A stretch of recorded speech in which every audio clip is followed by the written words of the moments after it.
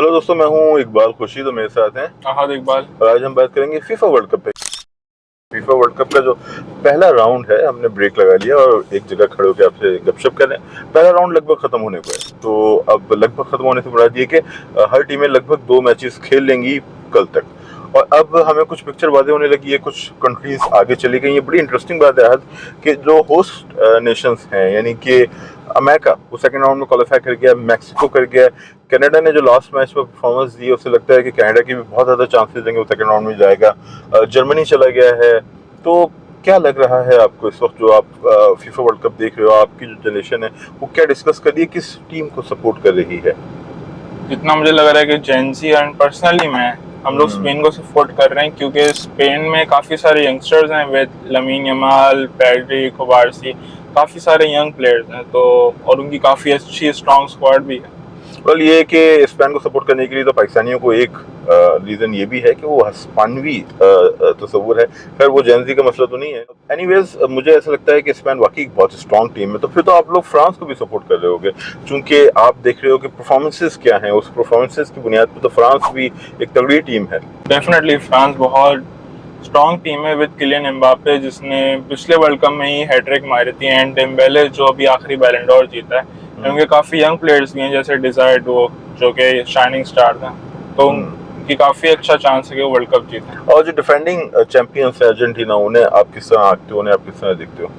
Argentina की इस बार strong squad है, बट वही बात है कि क्या वो डिफेंड कर पाएंगे, क्योंकि पिछली बार उनका काफ़ी अच्छा रन गया था, बट क्या उनका लक रन आउट हो चुका है।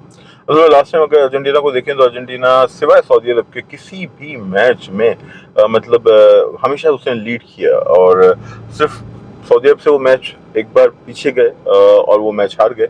लेकिन उसके बाद कोई ऐसा मैच नहीं था जहां वो मुखालिफ टीम से पीछे गए, बल्कि मुखालिफ टीम को स्ट्रगल करनी पड़ी उनके करीब आने की। हालांकि पिछली बार जो फ्रांस का स्क्वाड था, वो शायद इस बार का जो स्क्वाड है उसी के लेवल के, बल्कि उससे ज़्यादा ताकतवर था। हमें लगा था कि फ्रांस बहुत प्रॉब्लम पैदा करेगी अर्जेंटीना के लिए, मगर अर्जेंटीना ने बहुत ही शानदार अंदाज में लीड किया उस फाइनल के अंदर। अगर एम्बावे नहीं होते तो शायद अर्जेंटीना इसको बिल्कुल वन साइडेड जीत लेता। तो एनीवेज, अब तक जो डिस्कशन है वो मुख्तसरन हमने कहा कि हमारी जो जयंती है वो तो स्पेन और फ्रांस को सपोर्ट कर रही है। लोग जर्मनी को भी अब सपोर्ट कर रहे हैं। जर्मनी की परफॉर्मेंस भी, जैसे कल का मैच आइवरी कोस्ट के खिलाफ एक टफ कंपटीशन था, मगर जर्मन्स ने कमबैक किया। 7-1 भी जीते जर्मन पहले मैच। तो डेफिनेटली जर्मन्स और नेदरलैंड्स पे भी नजरें रखें। एक साहब जिन्होंने लास्ट 3 वर्ल्ड कप्स की सही प्रेडिक्शन की थी, जर्मन है वो, और वो मेरे ख्याल में माशियात के प्रोफेसर हैं।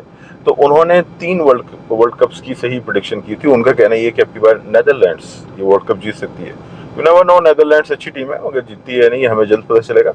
तो अब हम चलते हैं, अपना ख्याल रखिएगा। आज की तरफ से लास्ट कमेंट। आप बताएं आपको कौन सी टीम को सपोर्ट करें, और ऐसी कौन सी टीम है जो आपको लगता है कि डार्क हॉर्स है और अनलाइकली चांस है कि वो वर्ल्ड कप जीते? वैसे तो 48 टीम्स हैं, तो इस वक्त इतनी लेयर्स बन चुकी हैं कि कुछ भी कहना मुश्किल है। हमें नहीं पता कि आने वाले मौकों पे कौन सी जगह कौन सी बड़ी टीम आउट हो जाए और कौन सी छोटी टीम परफॉर्म कर जाए। तो देखते रहिए वर्ल्ड कप, और हम मजीद वीडियोस भी करेंगे इस पर। Take care. अल्लाह हाफिज़।